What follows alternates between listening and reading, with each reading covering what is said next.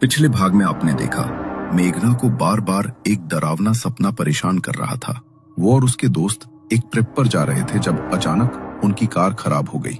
Car जहां रुकी वहां एक प्राचीन महल था जो मेघना के सपनों में बार बार नजर आता था। सपने का रहस्य जानने के लिए मेघना के दोस्त उसे उस महल के अंदर ले गए।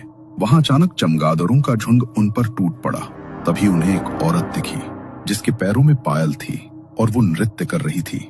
लेकिन जब मेघना ने उस औरत का चेहरा देखा तो डर से उसकी चीख निकल गई। सभी डरकर वहां से भागे और घर पहुंचे। लेकिन उस रात वो रहस्यमयी औरत मेघना के घर आई और उसने मेघना के शरीर पर कब्जा कर लिया। रात के लगभग 3 बजे होंगे।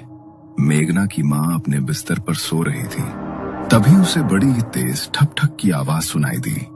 उसने इधर उधर देखा मगर अंधेरे में उसे कुछ भी दिखाई नहीं दिया। गोमती के मन में घबराहट होने लगी। उसने घबराते हुए मेघना को आवाज लगाई, मेघना, मेघना, ये कैसी आवाज है बेटा? क्या हो रहा है यहाँ पर? मेघना। कमरे में आने वाली वो ठक ठक की आवाज उसी वक्त बिल्कुल शांत हो गई। गोमती को अंधेरे कमरे में किसी के कदमों की आहट महसूस हुई, जैसे कोई धीरे धीरे उसके पास आ रहा हो। गोमती घबरा उठी। तभी कमरे में एक रोशनी हुई। मेघना उसके सामने हाथ में मोमबत्ती लिए बढ़ रही थी। जैसे ही मोमबत्ती की रोशनी मेघना के चेहरे पर पड़ी, गोमती की रूह कांप उठी। मेघना का पूरा माथा खून से भरा था और वो किसी डायन की तरह हंस रही थी। उसने अपने मुंह पर उंगली रखी और हंसते हुए माँ को चुप रहने का इशारा किया। मेघना, ये क्या हुआ तुम्हें बेटा? और ये चोट कैसे लग गई? आजा बेटा, तेरे माथे पर पट्टी बांध देती हूँ। गोमती ने दुपट्टा लिया और मेघना के माथे का खून साफ करने लगी। मगर मेघना ने अचानक उसके हाथ से दुपट्टा झटक कर दूर फेंक दिया और अपने हाथ पांव मरोड़ने लगी। गोमती उस नजारे को देख बुरी तरह डर गई। मेघना, होश में आ मेरी बच्ची। ये तो क्या कर रही है? मेघना ने गुस्से से भरी नजरों से अपनी माँ की ओर देखा। उसकी आंखों में आग सी जल रही थी। उसने अपने हाथ पैरों को अजीब तरह से मरोड़ा, जैसे कोई बेकाबू ताकत उसे खींच रही हो। धीरे धीरे वो अपने हाथ पैरों के बल उल्टी चलती हुई अपने बिस्तर तक पहुंची, मानो कोई अनजानी ताकत उसका साथ दे रही हो। दीवार की ओर मुंह करके वो बैठ गई और दबी रहस्यमयी आवाज में किसी से बात करने लगी। गोमती को यकीन हो गया था कि मेघना के साथ कुछ भयानक हुआ है। फिर भी उसने कुछ नहीं कहा। चुपचाप भगवान का नाम जपते हुए वो अपने बिस्तर पर लेट गई। उसका मन डर और प्रार्थना से भरा हुआ था। अगली सुबह जब गोमती की आंख खुली तो उसने देखा कि मेघना अभी भी अपने बिस्तर पर लेटी थी, बिल्कुल बेजान सी। मेघना बेटा, तेरी तबीयत तो ठीक है ना? और तेरे माथे की वो चोट? गोमती की पुकार से मेघना की नींद टूटी। उसने धीरे से आंखें खोली और अपनी माँ की ओर देखा। उसकी आंखों के नीचे गहरे काले गड्ढे बन गए थे और उसका चेहरा पूरी तरह सफेद पड़ चुका था, मानो किसी ने उसके शरीर का सारा खून चूस लिया हो। उसके माथे की चोट में कीड़े रेंग रहे थे, जो देखकर गोमती का दिल दहल गया। लेकिन मेघना के चेहरे पर कोई भाव नहीं था, न दर्द, न डर, न कुछ। वो बस एकटक अपनी माँ को देखे जा रही थी। पता नहीं मेरी बच्ची को क्या हो गया है। उस रात जब ये अपने दोस्तों के साथ बाहर गई थी तभी ये सब हुआ है। कुछ न कुछ तो अजीब जरूर घटा है। अब तो वही लोग मुझे इसके बारे में बता सकते हैं। गोमती के सिरहाने एक पुराना कीपैड फोन रखा था। उसमें मेघना के सभी दोस्तों के नंबर थे। गोमती ने शीतल को फोन किया और उसे मेघना की हालत के बारे में बताया। क्या? ये आप क्या बोल रही हैं आंटी? मैं अभी घर आती हूँ, आप चिंता मत कीजिए, सब कुछ बिल्कुल ठीक हो जाएगा। मैं मेघना को डॉक्टर के पास ले जाऊंगी। शीतल ने तुरंत कॉल कट की और समीर को फोन लगाया। बहुत बड़ी परेशानी हो गई है समीर, तुम जल्दी से मुझे पिक करने के लिए आ जाओ। हमें मेघना को अस्पताल लेकर जाना होगा, लेकिन मुझे लगता नहीं कि सिर्फ हॉस्पिटल से काम चलेगा। कुछ ना कुछ और ही बात लग रही है मुझे। अरे तुम ज्यादा सोचो मत, मेघना ने उस बात को अपने दिमाग में बिठा लिया है। ज्यादा सोच रही है वो उस बात के बारे में, इसीलिए उसके साथ शायद ऐसा हो रहा है। तुम चिंता मत करो, मैं अभी आता हूँ। समीर ने शीतल को उसके घर से लिया और दोनों मेघना के घर पहुंचे। जैसे ही उनकी नजर मेघना पर पड़ी, उनके चेहरे पर हैरानी और डर छा गया। मेघना की हालत देखकर उनका दिल बैठ गया। वो समझ ही नहीं पा रहे थे कि आखिर एक रात में उसकी ऐसी हालत कैसे हो सकती है। उसका चेहरा बेजान, आंखें खोखली और शरीर मानो सारी ताकत खो चुका हो। दोनों एक दूसरे की ओर देखकर चुप खड़े रहे। उनके मन में सवाल और डर का तूफान उठ रहा था। तुम दोनों सच सच बताओ बच्चों, उस रात क्या हुआ था जब तुम लोग बाहर घूमने गए थे? कुछ हुआ था क्या बाहर जो तुम लोग मुझसे छुपा रहे हो? हाँ आंटी, वो नहीं आंटी, कुछ भी नहीं हुआ। लगता है मेघना की तबीयत ठीक नहीं है। आप टेंशन मत लीजिए, हम इसे डॉक्टर के पास लेकर जा रहे हैं। समीर ने शीतल को चुप रहने का इशारा किया और वो दोनों मेघना को लेकर अस्पताल चले गए। डॉक्टर अंदर मेघना के माथे पर बैंडेज कर रहे थे। तभी शीतल ने समीर की ओर देख रही थी। अरे अब तुम्हें क्या हो गया? तुम ऐसे क्यों देख रही हो मुझे? तुमने आंटी से झूठ क्यों बोला कि उस रात कुछ भी नहीं हुआ था? अगर मेघना को कुछ हो गया तो जानते हो ना, उसके जिम्मेदार हम सब होंगे। हमें आंटी को सब कुछ सच सच बता देना चाहिए था। बेवकूफ मत बनो शीतल, मेघना को कुछ भी नहीं हुआ है। उसने बस बातों को अपने दिमाग पर हावी कर लिया है। और अगर हम ये सब आंटी को बता देते ना, तो जानती हो ना, उनकी तबीयत और खराब हो जाती। वो पहले ही इतनी बीमार रहती हैं। तुम उन्हें ये सब बता देती तो पता नहीं उनका क्या हाल होता। तुम ठीक कह रहे हो समीर, ये तो मैंने सोचा ही नहीं था। चल मेघना को देखकर आते हैं, शायद उसकी बैंडेज हो गई होगी। मेघना की बैंडेज करवाकर वो दोनों उसे गाड़ी में ले आए, लेकिन वो अभी भी ना तो अपनी पलकें झपका रही थी और ना तो उन दोनों की तरफ देख रही थी। अरे मैडम, क्या हो गया है तुझे? कोई भूत घुस गया है क्या तेरे अंदर, जो ऐसी शक्ल बनाई हुई है? उस रात वहाँ महल में जो भी हुआ उसे भूल जा। दुनिया में बहुत ही जगहें हैं ऐसी जहाँ ऐसी आत्माएं भटकती हैं। अब हर चीज को अपने दिमाग पर हावी तो नहीं होने दे सकते ना हम। समीर, मुझे लगता है कि हमें मेघना को मंदिर लेकर जाना चाहिए। वो मंदिर जाएगी तो उसे अच्छा लगेगा और हो सकता है उसके मन में जो ये भारीपन हो रहा है, ये भी मंदिर जाने के बाद कम हो जाए। तुम एक काम करो, गाड़ी मंदिर की तरफ ले लो। शीतल ने जैसे ही ये बात कही, मेघना का चेहरा गुस्से से भर गया। उसने स्टीयरिंग व्हील को अपने हाथ से घुमा दिया। गाड़ी का बैलेंस बिगड़ा और गाड़ी सीधी सामने के पेड़ से जाकर टकराई। टक्कर इतनी तेज थी कि समीर का माथा सीधा स्टीयरिंग पर जाकर लगा और उसके माथे पर गहरी चोट लग गई। उसके माथे से खून टपककर नीचे गिर रहा था।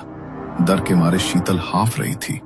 मेघना पीछे बैठी शीतल की तरफ मुड़ी और उसकी गर्दन को उसने अपने दोनों हाथों में जकड़ लिया। अगर अपनी जान बचाना चाहती है तो आज के बाद इससे दूर रहियो, वरना इसके साथ साथ तू भी मरेगी। मेघना के मुंह से ये बात सुनकर शीतल के होश उड़ गए। उसका दम घुट रहा था। मेघना के हाथों की पकड़ से उसका चेहरा बिल्कुल लाल पड़ चुका था। मेघना ने एक झटके से उसकी गर्दन को छोड़ा और गाड़ी से निकलकर वहां से चली गई। शीतल ने जल्दी से एम्बुलेंस को फोन किया और समीर को हॉस्पिटल लेकर गई। ओह माय गॉड, इसे तो बहुत ज्यादा चोट लगी है। अगर इन्हें यहाँ लाने में आप थोड़ी भी देर और कर देते तो हमारे लिए इन्हें बचाना बहुत मुश्किल हो जाता। मुझे कुछ भी करके मेघना से दूर रहना होगा और नैतिक और विकी को भी इस बारे में बताना होगा। अगर हमने मेघना की मदद करने की कोशिश की तो हम भी फंस जाएंगे। वो छोड़ेगी नहीं हमें। शीतल ने नैतिक और विकी को कॉल करके हॉस्पिटल में बुलाया और उनको सारी बात बताई। ये सब सुनकर वो दोनों भी घबरा गए। अगर ऐसी बात है तो मेघना से दूर रहना ही बेहतर है। आज समीर की जान जाते जाते बची है, कल को हम में से कोई हुआ तो क्या करेंगे? समीर की किस्मत अच्छी थी जो बच गया, लेकिन जरूरी नहीं कि हमारी किस्मत भी उतनी ही अच्छी हो। मेघना की हालत देखकर सबने उससे पल्ला छुड़ा लिया। कुछ देर बाद मेघना अपने घर पहुंची और सीधी जाकर अपने बिस्तर पर बैठ गई। वो गुस्से में दीवार की तरफ लगातार देखे जा रही थी और अपने सर को बार बार तेजी से हिला रही थी। उधर गोमती कांपती आवाज में उसे समझाते हुए बोली कि थोड़ा आराम कर ले, सर में जरूर दर्द हो रहा होगा और मन ही मन सोचने लगी कि शीतल और समीर उसे छोड़ने आए थे या नहीं। शायद वे उसे सिर्फ बाहर तक छोड़कर लौट गए होंगे। गोमती शीतल से बात कर ही रही थी तो शीतल ने गुस्से से गोमती से कहा, चुप हो जा बुढ़िया, वरना तेरी बेटी के साथ साथ तेरा भी खात्मा कर दूंगी। लेकिन तुझे मारने से पहले मैं इसे मारूंगी ताकि तू इसे तड़पते हुए देखे। इसे तो मैं इतना तड़पा तड़पा कर मारूंगी कि तू खुद मुझसे इसकी मौत की भीख मांगेगी। क्या? कौन है तू? क्या बिगाड़ा है मेरी बेटी ने तेरा? क्यों परेशान कर रही है उसे? मैं अभी पंडित जी को लेकर आऊंगी। छोड़ दे मेरी बेटी का शरीर। पंडित को बुलाकर तो तू जब लाएगी ना बुढ़िया, जब अपने बिस्तर से उठ पाएगी। कोई मेरा कुछ नहीं बिगाड़ पाएगा। अपना बदला तो मैं लेकर ही जाऊंगी। बदला? कैसा बदला? किस बात का बदला लेना चाहती है तू मेरी बेटी से? ये तुझे बहुत जल्द पता चलेगा, लेकिन जब तक तुझे ये समझ आएगा तब तक तेरे पास पछतावा करने के अलावा दूसरा कोई चारा नहीं होगा। अपनी माँ की तरफ देखकर मेघना जोर जोर से हंसने लगी। उसने जमीन पर रेंगते हुए एक कीड़े को देखा और उसे उठाकर चॉकलेट की तरह चबा कर खा गई। उसने अपनी गर्दन को पूरी तरह पीछे की तरफ घुमा दिया और उसकी आंखों की पुतलियां पूरी तरह सफेद पड़ गईं। अचानक से वो निढाल होकर जमीन पर गिर पड़ी। तभी पड़ोस में रहने वाली माया आंटी उनके घर आई। अरे, ये मेघना को क्या हुआ? ये इस तरह जमीन पर क्यों गिरी हुई है? माया ने मेघना के चेहरे पर पानी छिड़का, मगर जैसे ही उसने उसे उठाने के लिए उसे छुआ तो मेघना का पूरा शरीर बुरी तरह कांप उठा। उसे मानो एक जोरदार बिजली का झटका लगा हो। वो बड़ी ही फुर्ती से वहां से उठी और दीवार के सहारे जाकर चिपक गई। वो माया को देखकर घबरा रही थी। तभी गोमती का ध्यान माया के गले में पहनी रुद्राक्ष की माला पर गया। क्या हो गया मेघना तुम्हें? तुम इस तरह मुझसे घबरा क्यों रही हो? जाओ यहाँ से। मैंने कहा जाओ यहाँ से। इसे भेज दो यहाँ से। माया को मेघना का बर्ताव कुछ अजीब सा लगा। उसने गोमती की ओर देखा तो गोमती ने उसे इशारों से कुछ ऐसा समझा दिया जो शब्द नहीं समझा सकते थे। माया जल्दी से उनके घर से बाहर निकली और दौड़ती हुई गांव के मंदिर में पहुंची। क्या हुआ बेटी? तुम इतनी घबराई हुई क्यों हो? सब कुछ ठीक तो है ना? पुजारी जी, वो गोमती की बेटी मेघना, उस पर कोई ऊपरी साया है। आप जल्दी से मेरे साथ चलिए, वरना वो साया उसे खींच कर ले जाएगा। क्या गोमती की बेटी पर कोई साया हावी है? तुम चिंता मत करो, मैं अभी तुम्हारे साथ चलता हूँ। माया पुजारी जी को लेकर गोमती के घर के दरवाजे पर पहुंची तो मेघना कमरे के कोने में दुपक कर बैठी थी और दबी आवाज में कुछ बड़बड़ाते हुए दीवार को नोच रही थी। गोमती लाचार थी, इसलिए अपनी बेटी को बचाने के लिए वो अपने बिस्तर से भी नहीं उठ सकती थी। पुजारी जी जैसे ही घर के भीतर दाखिल हुए तो मेघना को भनक लग गई। वो बड़े ही गुस्से में पीछे की तरफ मुड़ी। पुजारी, क्यों आया है तू यहाँ पर? अगर इसे बचाने के लिए आया है तो चला जा यहाँ से, क्योंकि मेरी आत्मा इतने सालों से सिर्फ अपने बदले के लिए भटक रही है। और अगर तूने बीच में आकर मेरा बदला पूरा नहीं होने दिया तो खत्म कर दूंगी मैं तुझे भी। बदला? कैसा बदला? आखिर किस बदले की बात कर रही है तू? इस बच्ची ने क्या बिगाड़ा है तेरा? जरूरी नहीं है पुजारी कि इंसान हमेशा अपने ही कर्म का फल भोगे। कभी कभी उसे दूसरों के कर्मों का फल भी भोगना पड़ता है और इसे वो भोगना पड़ेगा, वो भी इसकी माँ की आंखों के सामने। क्या? या तो तू सब कुछ सच सच बता दे, या मुझे और भी तरीके पता हैं जिससे तू सच तो बताएगी, लेकिन उससे 100 गुना पीड़ा होगी तुझे। नहीं बताऊंगी, कुछ नहीं बताऊंगी। तू जो कर सकता है कर ले। पुजारी जी ने अपने हाथ में पकड़े कमंडल से जल निकाला और मेघना के ऊपर छिड़क दिया। जल का स्पर्श पाते ही मेघना बुरी तरह चिल्ला उठी। तभी पुजारी जी ने अभिमंत्रित विभूति से मेघना के चारों तरफ एक घेरा बना दिया। ये तो ठीक नहीं कर रहा पुजारी। तू इस तरह से इसे बचा नहीं सकता। अगर तू आज इसे मुझसे बचा भी लगा तो कल मैं फिर इसके ऊपर हावी होंगी, क्योंकि मेरी आत्मा मुक्त नहीं होने वाली। मेरी आत्मा सालों से इंसाफ के लिए भटक रही है, अपने बदले के लिए भटक रही है। तू मुझे भटकाने की कोशिश मत कर। मैं तेरी इन बातों में आने वाला नहीं हूं। तुझे तो मैं मुक्त कराकर ही रहूंगा। तुझ जैसी मैली आत्माएं मुक्ति के मार्ग को ठुकरा देती हैं, लेकिन ईश्वर के आगे तो तुझे झुकना ही पड़ेगा। जब तक मेरा बदला पूरा नहीं होगा, मैं मुक्ति को स्वीकार नहीं करूंगी। पुजारी, गलत इंसान का साथ मत दे, वरना खुद भी पाप का भागी बनेगा। पुजारी बड़े ही ध्यान से उसकी बातें सुन रहा था। उसने वहां पर यज्ञ कुंड जलाया। यज्ञ कुंड में अग्नि प्रज्वलित होते ही मेघना का शरीर बुरी तरह तड़पने लगा। वो जोर जोर से चीखने लगी। एक बार को वह आत्मा उसके शरीर से बाहर निकलती, मगर फिर वापस उसके शरीर में प्रवेश कर जाती।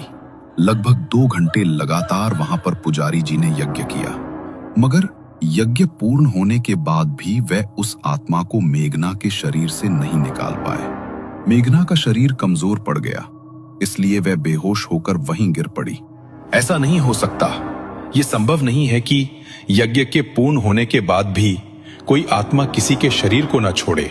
ये आत्मा बिल्कुल पक्का इरादा करके आई है।